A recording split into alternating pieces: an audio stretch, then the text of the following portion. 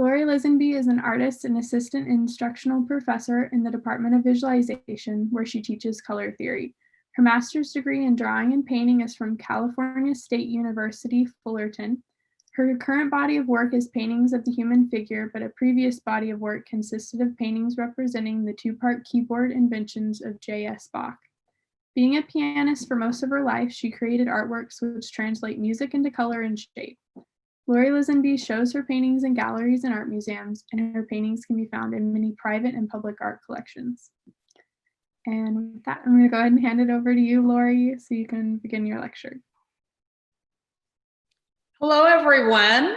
I'm so glad to be here tonight. I was a little bit involved at the beginning of the color theory exhibition. My pleasure to work with the committee and see this come to fruition. I do teach color theory most semesters here at Texas A&M, so it's a subject I love.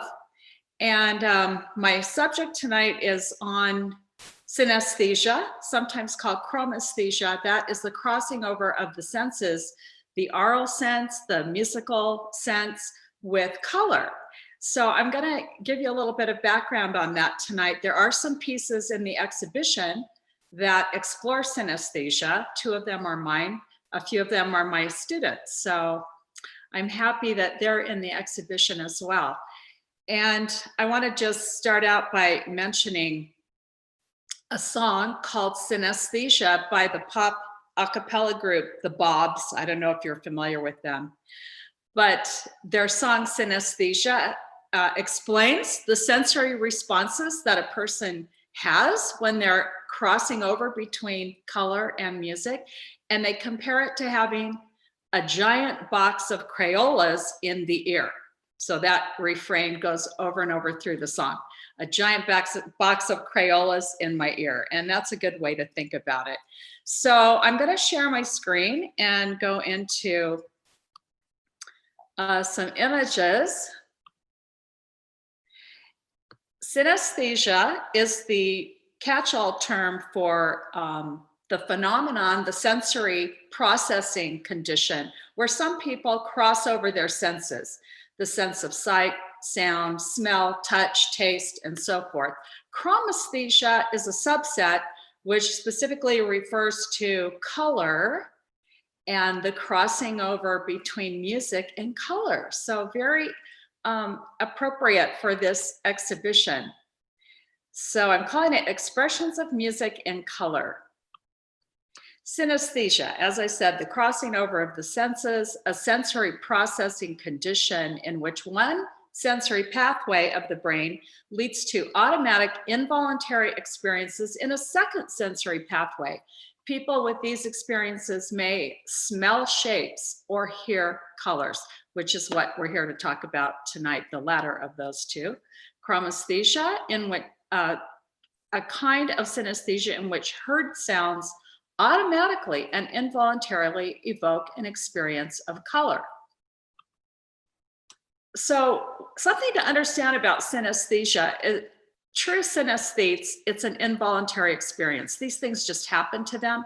But I really believe, from having taught color theory for years, that most all of us have some sense about synesthesia.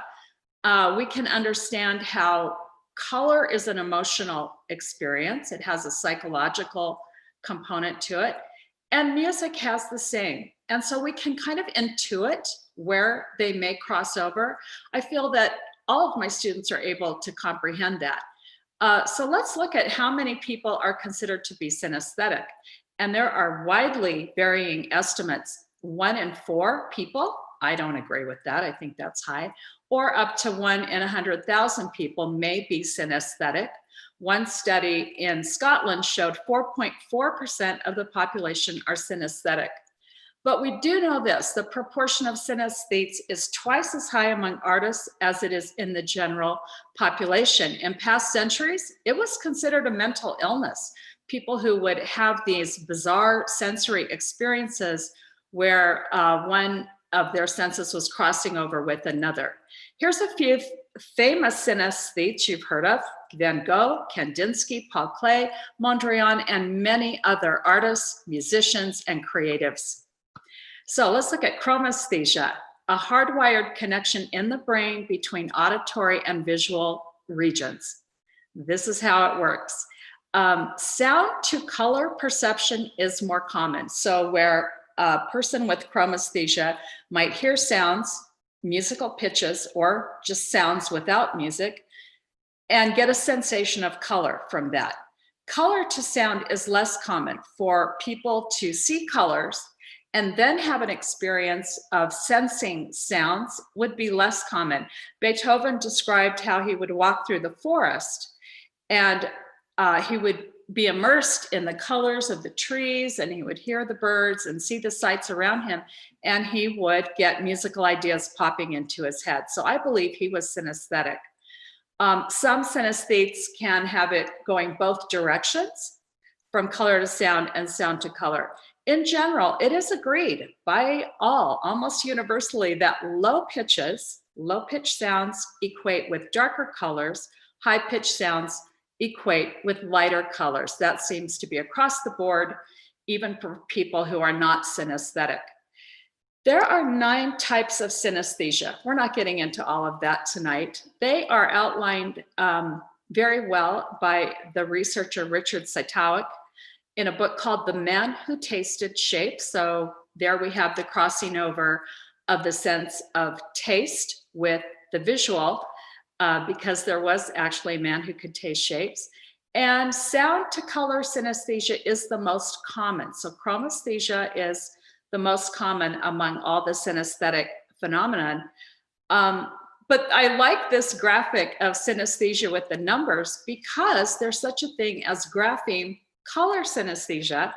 There are some people who, when they see letters of the alphabet or numbers, they actually perceive them as a color in their mind's eye. So much of what we're discussing here has to do with seeing these things in the mind's eye or having a sensation, even though one may not literally, be seeing that color.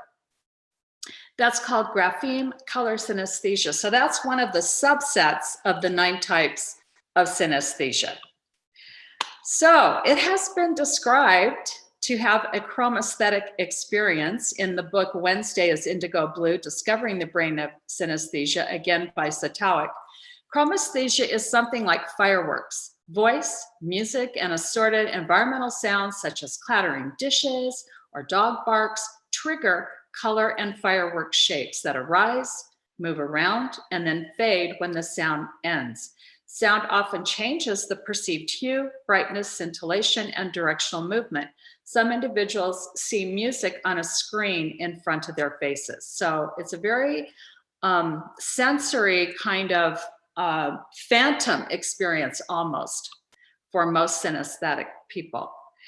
Van Gogh was a synesthete, and when he was an adult, he, was studying painting, but he wanted to learn to play the piano. So he hired a piano teacher and went to weekly lessons.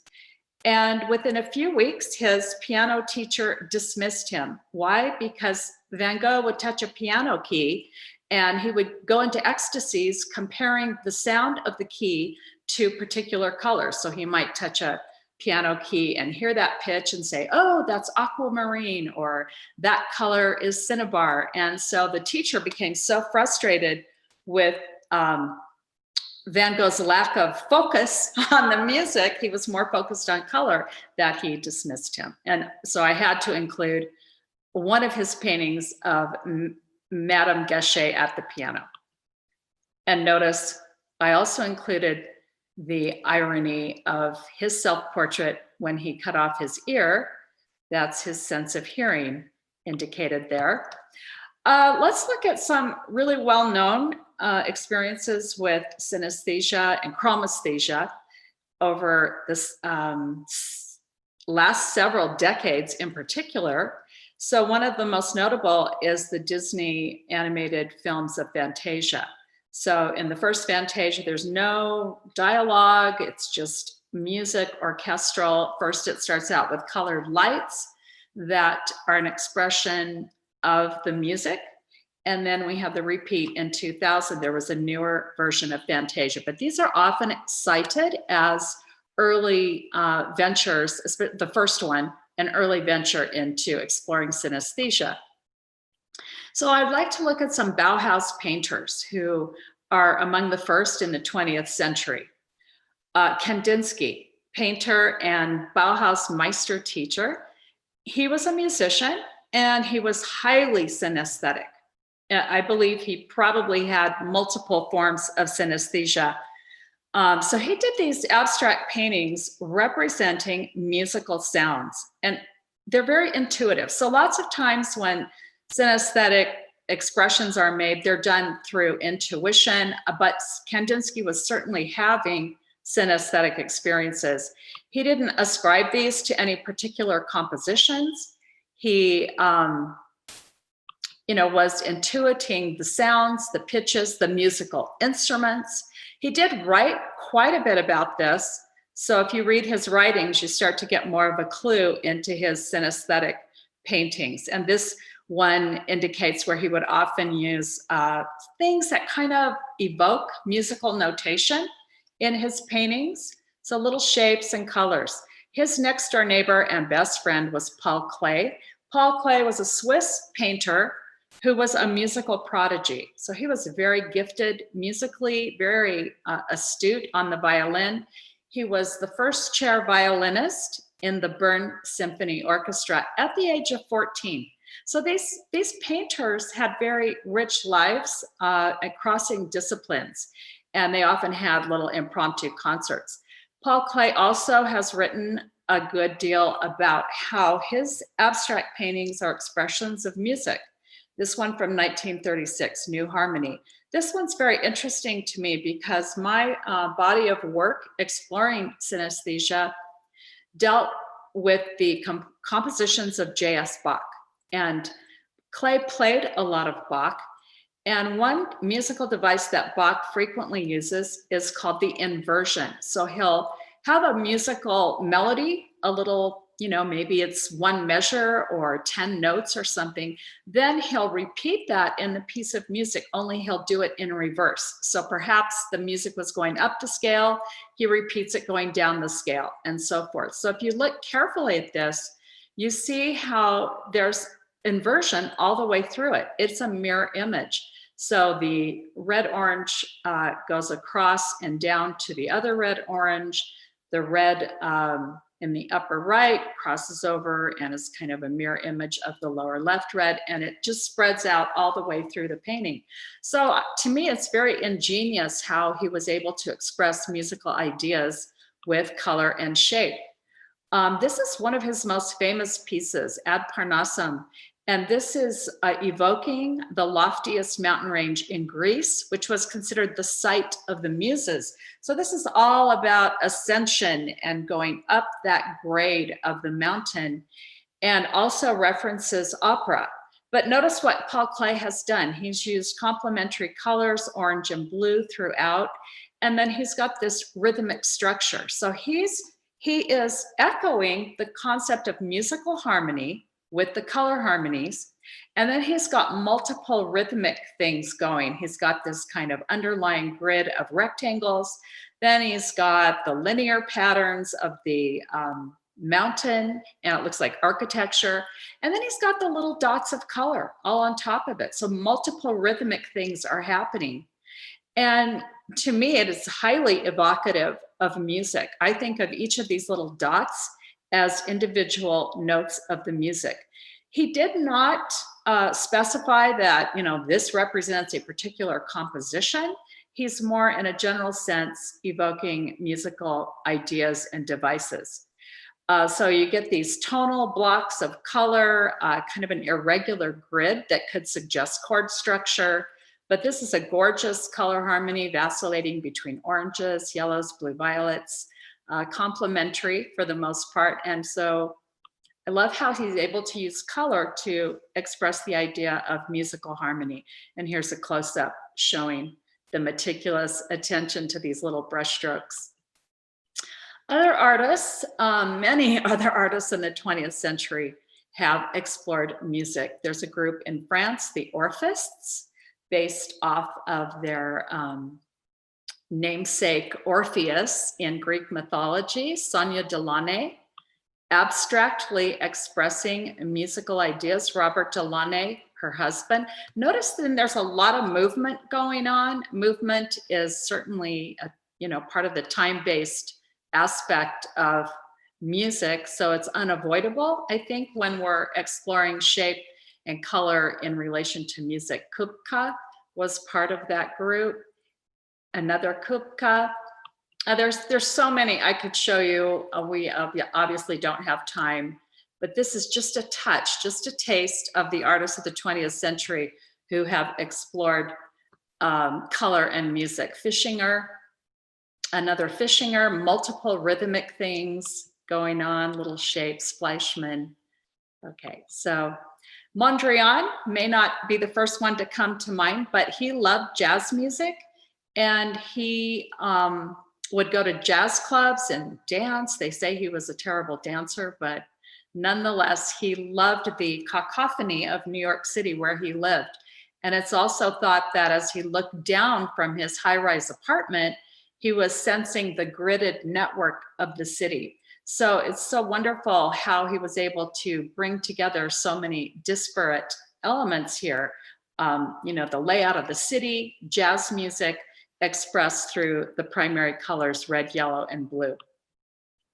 Stuart Davis is another 20th century artist who's done a lot of abstract work expressing jazz. So a person who is highly synesthetic might look at this and go, yes, that's it. That looks just like jazz to me. Another person might not get that same response.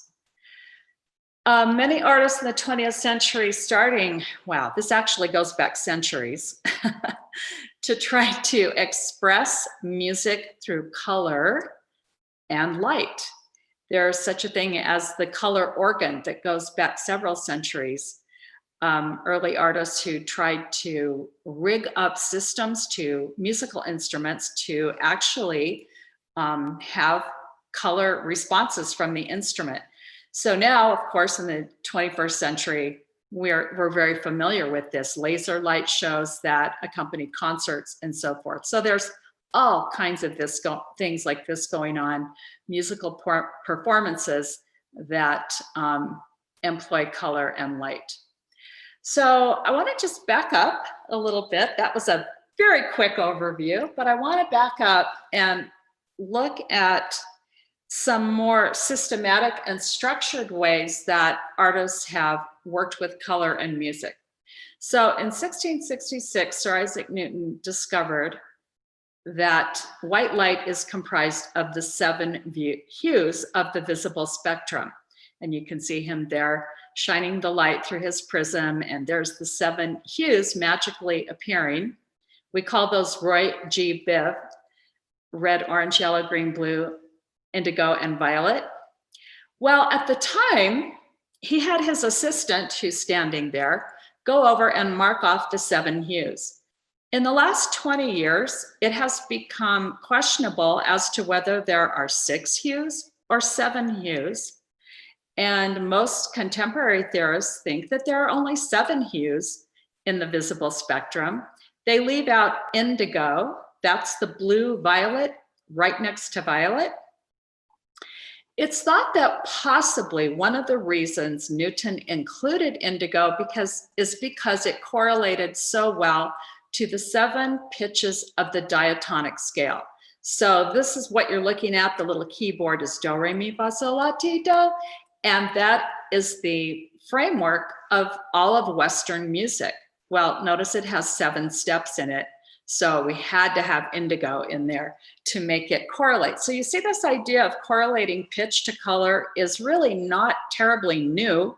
It's not unique to the 20th century. It goes back several centuries. So here's what Newton discovered, that you can split with the process of refraction. You can actually split and see the differentiated hues based on their differing wavelengths. So violet has the shortest wavelength with the greatest frequency. Red has the longest wavelength with the least frequency, 36,000 wavelengths per inch. So I'm showing you this because I'm going to demonstrate how artists and musicians have related to that. So this is from Scriabin, 20th century composer. He assigned colors to each of the pitches. Notice that C, if you know this scale, C, that's the first red note on the left, is red. In many systems that artists use, red is assigned to C. So this is one musician's pitch to color system. This is really interesting because it's a compilation of artists, musicians, composers, scientists. You see their names there on the left and their centuries, starting with Isaac Newton, how they assigned colors to musical pitches. So you see the pitches listed up at the top. It goes from C to C. Notice that there are 11 vertical columns of pitches. That would be the musical scale that includes the black keys. So if I'm on the piano, it's more than 7 now. It's 12 because it's using the black keys as well. Although Newton's at the top indicates 7, as do a couple of others. Okay, so there you go. Look at all these busy creative thinkers who've come up with assignments of pitch and color. Notice here at C, most of those are red. Guess what? See these two? Blue. I've always thought that C was blue. But isn't it wonderful that there's no one right way? This is more recent. This is 2016, based on the wavelengths. This is why I wanted to show you those wavelengths for each of the 7 hues, because this is a breakdown of the exact wavelengths of the pitches corresponding to the wavelengths of the colors. And to me, this is just genius that this works this way. And look at C is not red. C is actually, in this system, it's a kind, almost a cyan. Okay, so it's pushing toward blue. But this is scientifically based, and I find that fascinating. The 12 hue color wheel corresponds to the 12 pitches of the chromatic scale, spanning 1 octave. So this is going from C to C. It's only 11, but if we add C, it's 12. And look at the artist's color wheel has 12 hues to it. So you see how wonderfully convenient this is for artists and musicians who are interested in this sort of thing. They correlate so perfectly. Now, this is really interesting to me. Neil Harbison is called the human cyborg. He's a musician and a scientist. He was born completely colorblind. He sees achromatically. He sees no color at all. I guess his little cones on his eyes are defective or something. But he, being a scientist, invented an antenna that is implanted into his brain, in his occipital bone. And the antenna picks up the wavelengths of colors that he experiences in his daily walk through life. And based on the, it picks up the sound wavelengths. And based on those sounds, he is able to sense audible vibrations in his head, which is one way to sort of allow him to hear colors. So he's getting sound sensations in his brain that relate to the colors he is experiencing in his daily life. And, you know, he has to sometimes just can this thing because it would just be too much sensory overload. But notice that he can even see invisible, or he can sense invisible colors such as infrared and ultraviolet. So it's more sensitive than the human retina. And here's his scale based on the wavelengths of both colors and pitches. So over on the right, you can see how he's named these colors and how they correlate to the pitches. And look, there it is, C is blue. Yep, that's how I think of it. But this is, you know, scientifically based. So I really like this system. Now, this is interesting because a study was done comparing the sensations of non-synesthetes with synesthetes. So they played them selections of Bach, Mozart, and Brahms and asked them to give color responses. You see similarities between the two groups, don't you? One thing that's interesting is on the left, fast-paced major music. Major music is written in keys that are said to have a more happy, upbeat, vibrant kind of a sound. Minor music over on the right side is said to be the key for writing music that is sad, that is somber, that, maybe it's a funeral dirge, something like that, minor music, okay? They have distinctly different sounds to them. They're called major and minor keys. Well, notice that in both groups, the minor side tends to be darker, duller perhaps, and on the major music side, there's a dominance of yellows and pretty high saturation music.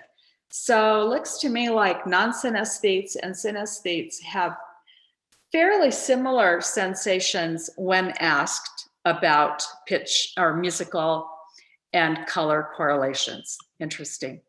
So I want to show you a couple of contemporary artists who are working with music and visual. One of them is Jack Ox. She's, I believe, I'm not sure, I think she's in Germany now. She has been in several cities internationally, but she takes symphonic orchestral pieces and transcribes them through a very complex system into very large scale artworks. And this is one of them. I'm not sure what that piece of music is, but one of her compositions I'll show you is based on a symphony by Anton Bruckner. He was a European composer who lived at a monastery in Austria. This is the architecture of the monastery. And up above are images of the Alps near the monastery. So Jack Ox ingeniously took some kind of visual information from the monastery's architecture as well as the Alps, and then she merged them with the score of the music. So she actually tracked the score of the music and combines these into these kind of amazing abstract works of art. They are actually paint on fiberglass. They're very large. They cover walls. And so she's quite intuitive about her colors. This is the Anton Bruckner Symphony. What I find so interesting about Jack Ox's work is instead of using a pitch to color system, she has assigned colors to the musical instruments. And this is but one page of what she calls the Book of Timbres. Timbre is the sound of each individual instrument. Like my voice right now has a different timbre from your voice, has a different timbre from a trumpet or from a violin, okay? So she assigned colors to the different timbres of the instrument, and that's how she puts her colors into her painting. So she's not working with pitch so much as musical instruments. And really, this is one of the problems that I found when I was painting music is how do you account for the different, there's so many elements that go into the music. It's not just pitch, it's much more. It's the tempo, it's the key harmony, it's the sound of the instrument and so forth. There's a whole lot more involved than just pitch. So this is a step forward, I think. Nancy Muslin is an artist who has used a pitch to color system in all of her work. She was a visiting artist here at Texas A&M about 4 years ago. She started out as a pianist. She was a piano major in college and very unhappy, as she told me the story. She didn't enjoy it, but she was a good pianist and she wanted to continue with music, but very frustrated with her major. And she said she was sitting at the piano practicing one day, and all of a sudden it just came to her like a ton of bricks that the 12 notes of the chromatic scale in Western music equate with the 12 hues of the artist's color wheel. And she said that it was just this very transformative moment of her life, and she never looked back. She changed her major to art and became a painter, sculptor, multimedia artist. But she's very interested in how pitch and color both function on wavelength frequencies. And so she has never deviated from her system. And I love how she works between paintings and sculpture. These are three-dimensional as well as wall pieces, very brilliant. She works also with the musical score, not always, but sometimes she works with the actual score and the notation of the music. So in a way, this is a visualization, a data visualization, you could think of it as just transcribing from one form to another. She's also worked with musical performances with her paintings. So the dancers, you can see on the floor, there's some patterns. There are sensors that when their feet touch certain places, it emits musical sound. So she's done a lot with these kinds of interactive pieces. Public artworks. She also has related the water to the music to water. I'm not sure what her system is for that, but I think it's ingenious. And yeah, she's very versatile. This is her kind of her opus magnum of her life is doing the visualization of the Concerto for Orchestra by contemporary composer Stephen Stuckey. And it's very large. She's worked on it for years and years. She told me she may never finish it, but it fills the rooms of, it fills the walls of an entire room. And here's one of her interactive sculptural pieces. So you go over to the wall and you push a button and colors light up along this ceiling piece. At the same time, you're hearing musical sounds that were composed by Stephen Stuckey. Very ingenious. So this involved a sculptor, Nancy Muslin, a painter, multimedia artist, and the composer. And I'm sure it involved other people as well, electricians and engineers and so forth. So just to give you a little bit of background about my work, I'm going to show you a couple of my pieces. So back when I was where you are, I was in college, and in my art history class, I learned about Paul Klee. And I saw images like this. I saw Kandinsky's work, and I just thought it was genius. I go, wow, this is the best thing I've ever heard of. Painting music, drawing music, visualizing music, making it into a visual art form. And so Paul Klee had started to do this kind of graphing of the notation of the music.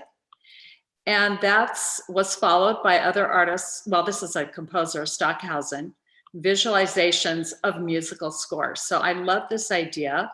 So this is what I pursued with the body of work that allowed me to both express my life as a musician and a pianist and as an artist. So these are the very dog-eared items that I worked from. And I took the actual score of the music and translated it into visual form. So I kind of started very simply, and I'm going to play this. This is what's called the motive. The motive is the main theme that plays over and over in the piece of music. So this is by Bach from the two-part inventions, and this is how it goes. That's it right there. And I was just intuiting the colors, and I'm okay with that. I feel like there's no problem with intuiting the colors. I still feel as though it is a synesthetic experience. For me, it's still very chromesthesia oriented. So this is darker colors. Notice how dark and dull. This is in a minor key. So to me, it seemed very appropriate to have it with dark, dull colors.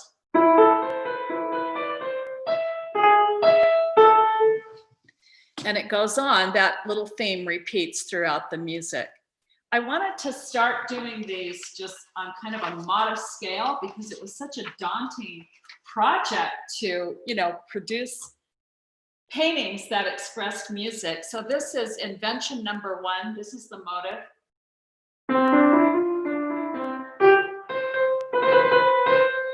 Very simple. But I started with those, and again, this is in the key of C. It felt so blue to me. I'll go back to that one in a moment, but this is the final painting of the entire piece of music by Bach, invention number one in C major. And this one I wanted to show because it's an inversion. So it's just a portion of one of the compositions. but you can see how there's kind of a mirror image thing going on from top to bottom.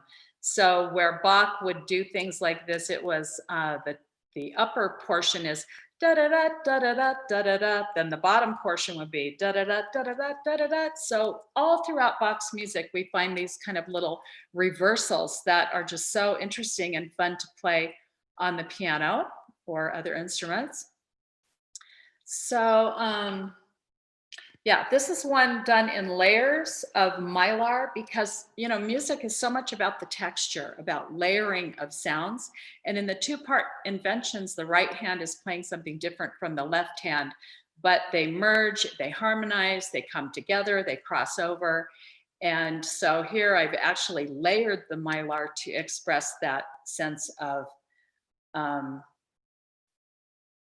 you know, texture and overlapping sounds. This is a detail shot of invention number 2. So it's very labor intensive, time consuming. And here I'm kind of working between violet and green and yellow. These are colors that I intuited. And this is the Bach number 8 invention. This was the first painting I did in its entirety. So I wanted to show you one more thing. Okay, so in my color theory class, every semester I give this project where students are to do a piece of art that expresses a musical composition. So just recently we had this come up, Gabriela Gonzalez. The piece of music is listed there, and I thought she really nailed it. So one thing I tell students is try to use colors that express the sound of the music, almost like if the music had a physical presence in the form of a body, a physical body, something material, what would it look like? And she came up with this, and I would like to play this for you because I thought she just really nailed it. See what you think.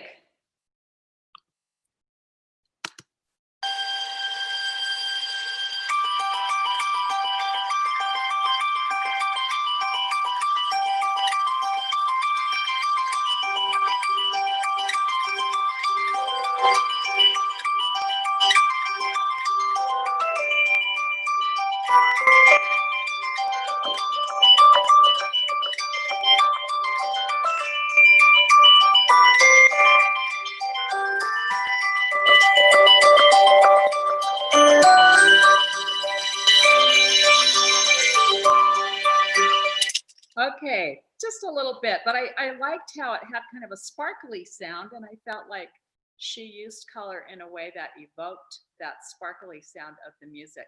And I want to just go back one more thing. I just want to play part of this one, the Bach number 1 invention.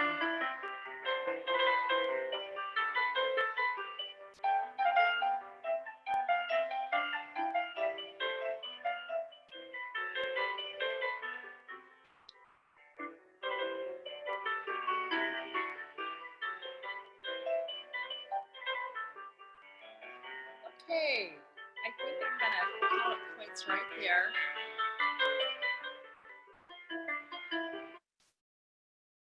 All right, so are there any questions?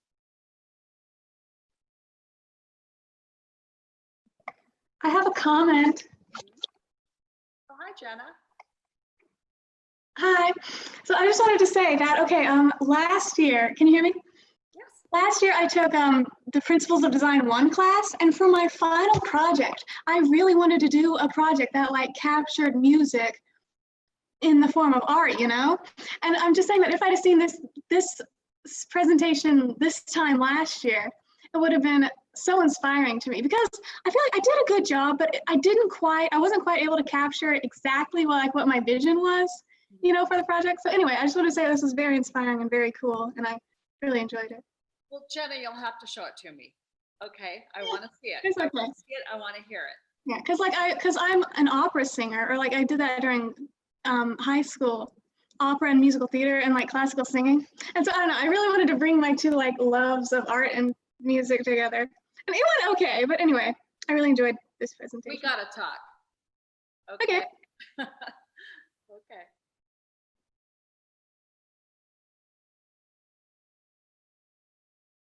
No questions?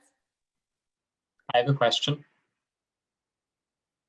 Can I ask where you first heard about synesthesia from and what caught your interest about the condition? Yes. Okay, I was very interested in clay and Kandinsky, and I just held on to that. You know, life happened, you're doing other things. I did graduate with an art degree.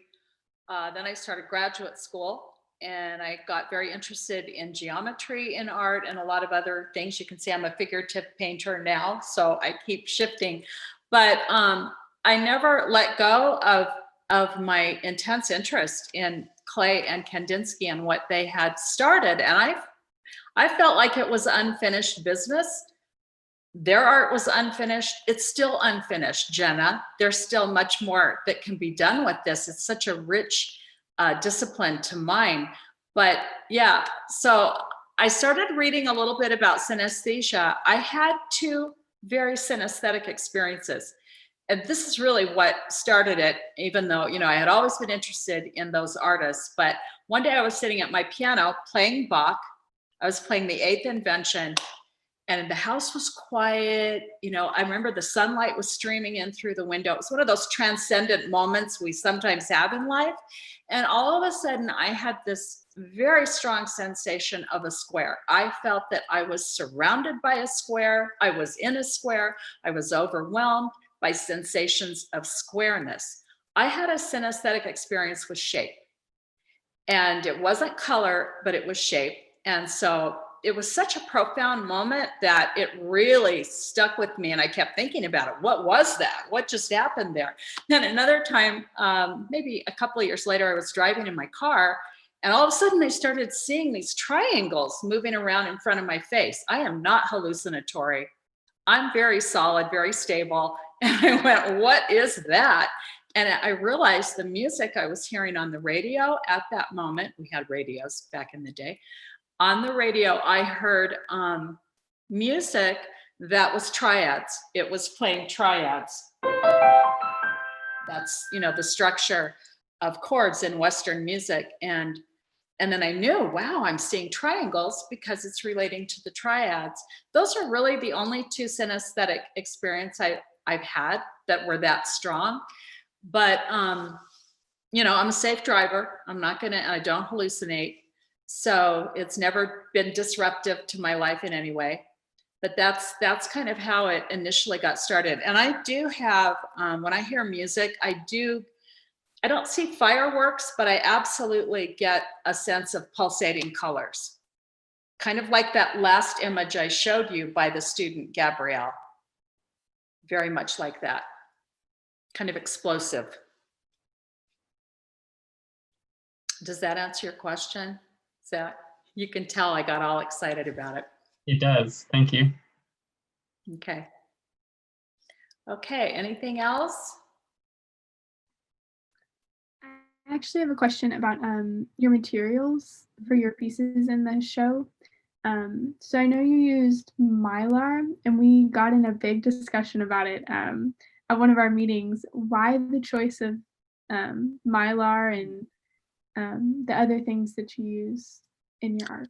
Okay, Mylar is this wonderful kind of plasticky, thin, a little bit opaque, kind of like looking through a film. And it's very flexible. It comes gridded. You can buy gridded Mylar. And so really, that was the reason. I first tried to grid out a canvas and paint oil on canvas like I always had, and it was a total disaster. I mean, it was so bad. It didn't work at all. So when I found the gridded Mylar, that it's not paper. I don't want to be painting on paper, but it's, you know, it's flexible but durable, strong enough to be a painting surface. And then I had to use acrylic paints. I had to switch to acrylics because, you know, oils just are not very compatible with that hard edge type of painting.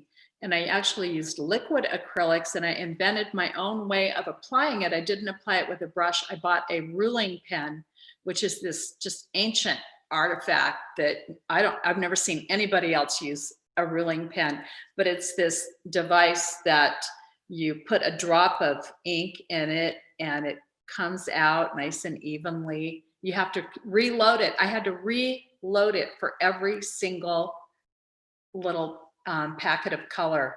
Every little square had to be reloaded. So it was very time consuming. Does that answer your question? Mm-hmm. Try painting on Mylar. It's the best. Anyone who works with it just loves it. It's a beautiful matte surface. Mm-hmm. Anything else?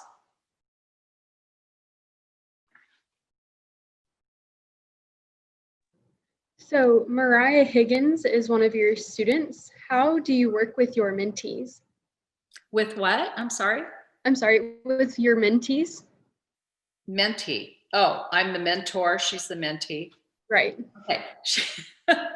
She was in my color theory class. And the reason I really love her piece that's in the exhibition is she used Neil Harbison's system, and she actually used the score of the music. So she got a hold of the composer and she got the musical score, like you see here, and transcribed note by note into that wonderful design. I like it because I feel it's authentic and truthful. It is actually the wavelengths of the pitches we're seeing in the colors. So I don't know, my relationship with Mariah, she was in my class. We kind of clicked. I don't think I was a mentor, but yeah. Does that answer your question? Yes, thank you. Okay.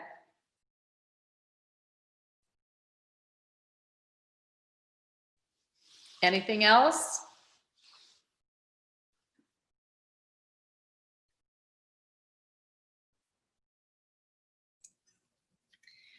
I think that probably wraps up the discussion portion. So thank you so much, Laurie. Thank you, Mary, and thank you, Emma, and everyone on the committee, and Zach. It's been a pleasure to be here, and I've really enjoyed it. I hope, Jenna, that you use this as a springboard for your next step with art and music. And if students want to stick around, we've got just a couple of announcements, but we'll end the program here. Thank you. Thank you. Bye-bye.